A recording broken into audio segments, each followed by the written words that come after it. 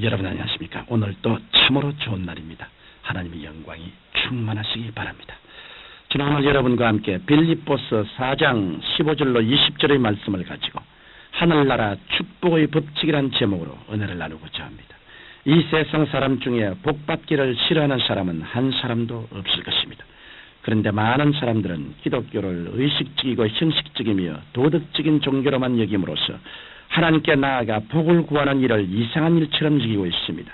그러나 성경은 첫 책인 창세기로부터 하나님께서는 복 주신 이심을 밝히 말씀하고 있습니다.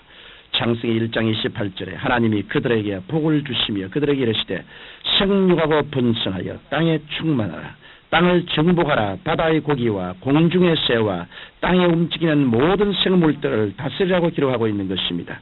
이 말씀을 통해서 볼 때 우리는 하나님께서 처음부터 인간에게 풍성한 복을 주셨음을 분명히 알 수 있습니다. 하나님께서 복을 주심으로 아담과 하와의 자손이 생육하고 번성하여 땅에 충만하게 되었고 자연을 정복하며 만물의 영장으로 생활할 수 있게 되었던 것입니다. 그런데 우리가 하나님께서 주시는 복에 참여하는 데는 몇 가지 지켜야 할 하늘나라의 법칙이 있습니다. 각 나라마다 나라의 법이 있고 자연계에도 자연 법칙이 있는 것처럼 하나님의 신령한 세계에도 신령한 영적 법칙이 있는 것입니다. 이러므로 저는 여러분이 하나님의 신령한 축복에 참여할 수 있도록 하늘나라의 축복의 법칙 몇 가지를 소개해드리고자 합니다. 첫째로 하늘나라의 신령한 법칙에는 심고 거두는 법칙이 있습니다. 하나님께서 농부에게 기름진 땅을 주시고 때를 따라 비를 내려주시며 햇빛을 비추어 주셔도 농부가 심고 거두지 아니하면 비옥한 땅이나 우러나 햇빛이 그에게 아무런 유익이 있을 수가 없습니다. 환경적인 조건 하나님께서 구비해 주시지만 심고 거두는 것은 사람이 해야 할 일인 것입니다. 그런데 많은 사람들은 하나님의 축복을 받으면 심지도 않고 거둘 수 있다고 잘못 생각하고 있는 것입니다. 그러나 심지 않고 거두려는 것은 망상이요 악하고 게으른 자의 행동입니다. 마태복음 25장 24절 이하에는 악하고 게으른 자의 잘못된 신앙 자세가 잘 나타나 있습니다. 그는 그 주인에게 주여 당신은 굳은 사람이라 심지 않은 데서 거두고 해치지 않은 데서 모으는 줄을 내가 알았나이다라고 아주 부정적인 고백을 했습니다. 그러자 그 주인은 곧 악하고 게으른 종아라고 그 종을 심히 꾸짖었던 것입니다.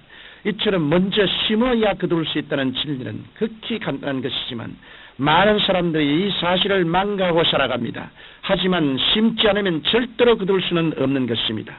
그러면 우리는 심고 거두기 위해 어떤 일을 해야 할까요? 우리는 농부가 풍성한 수확을 거두기 위하여 종자씨를 심듯이 우리의 믿음의 씨앗을 심어야 합니다. 우리의 믿음의 씨앗은 11조와 각종 헌물을 말합니다. 성경 말라기 3장 10절에 보면 하나님께서는 우리가 종자 씨앗과 같은 11조를 하나님께 심으면 우리에게 쌓을 곳이 없도록 축복해 주시겠다고 약속하셨습니다. 우리가 믿음의 씨앗을 심으면 하나님께서는 그것을 받으시고 30배, 60배, 100배로 축복하셔서 우리에게 안겨주시는 것입니다. 이러므로 우리가 하나님의 축복을 받으려면 먼저 심고 거두는 법칙을 잘 알고 이를 실행해야 할 것입니다. 둘째로 하늘의 신령한 법칙은 주고받는 법칙입니다. 오늘날 사람들은 받기만 원합니다. 그래서 내게 주시옵소서 내게 주시옵소서라고만 기도합니다. 그러나 하나님의 축복은 주고받는 법칙을 통해서 역사했습니다.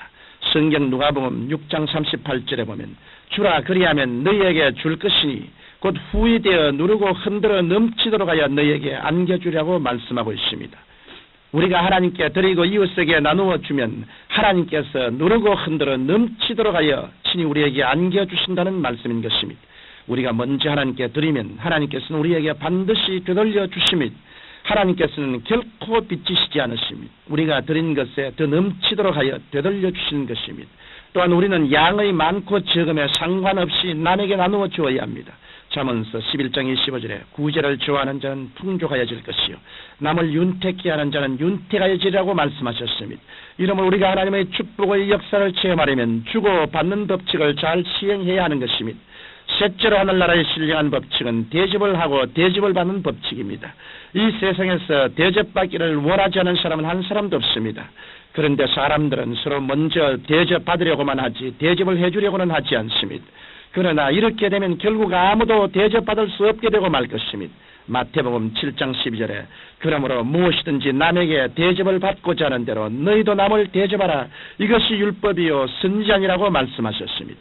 율법과 예언으로 대표되는 구약 성경의 대강령은 바로 대접받고 싶은 대로 남을 대접하라는 말씀인 것입니다. 성경 열왕기상 17장에 보면 이 말씀대로 먼저 하나님의 종 엘리야를 대접함으로 큰 축복을 받은 사렙다 과부의 이야기가 기록되어 있습니다. 사렙다 과부는 극한 가난 속에서 마지막 남은 밀가루 한 줌과 약간의 기름을 가지고 최후의 음식을 만들어 자식과 함께 먹으려고 나뭇가지를 줍고 있었습니다. 그때 하나님의 종 엘리야가 사렙다 과부에게 다가와 그것으로 음식을 만들어 먼저 나를 대접하라고 말했습니다. 참으로 어려운 청이요 힘든 요구가 아닐 수 없었습니다. 그러나 사렙다 과부는 엘리야의 말에 순종했습니다. 사렙다 과부는 풍족한 중에서가 아니라 마지막 남은 가루로 음식을 만들어 하나님의 사람 엘리야를 대접했던 것입니다. 그 결과 하나님의 기적이 나타나 가뭄이 끝날 때까지 통의 가루가 다하지 아니하고 병의 기름이 없어지지 아니하는 하나님의 축복을 받았습니다. 이와 같이 우리가 먼저 남을 대접할 때 하나님께서는 우리에게 흔들어 넘치는 풍성한 대접을 받게 해주시는 것입니다. 넷째로 하늘나라의 신령한 법칙은 다른 사람을 살리고 성공시키면 자신도 살고 성공하게 된다는 법칙입니다. 오늘날만큼 치열한 경쟁사회는 인류 역사에로 찾아볼 수 없었습니다. 많은 사람들이 이웃을 물고 찢고 헐뜯고 파멸시키면서 자기 자신만 잘 살려고 몸부림칩니다. 오늘날은 실로 남이 살아나고 성공하면 자기가 죽고 망한다는 말이 사실인 것처럼 여겨지는 시대인 것입니다. 그러나 남을 망하게 하고 파멸시켜서 자기가 잘 될 수 있으리라고 기대하는 것은 험한 꿈이 아닐 수 없습니다. 하나님의 진리는 남을 성공시키고 남을 살릴 때 자기도 성공하고 자기도 살게 된다는 것입니다.